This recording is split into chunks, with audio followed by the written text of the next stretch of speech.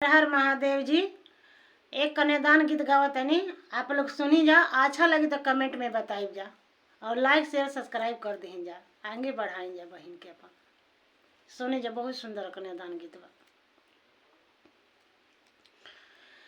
किया हो पापा कमाना नगरिया जुआवा खेलाला सुंदर बेटी के हारी आइला हो।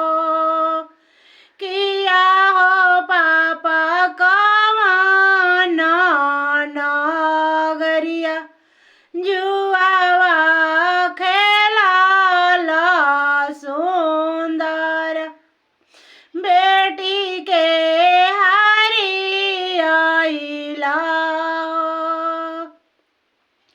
किया हो बेटी आधान गरिया जुआवा खेलानी तो रो के हारी गईनी तोहरा के हारी गईनी हो। किया हो पापा गोइया भैसिया भालू हरिता सुंदर बेटी के काहे हरला हो। किया हो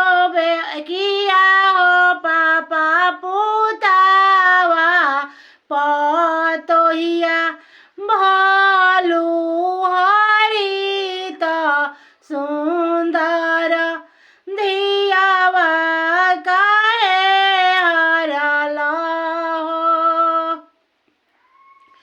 किया हो बेटी गईया भैसिया घर के लक्ष्मी ता तू बेटी पा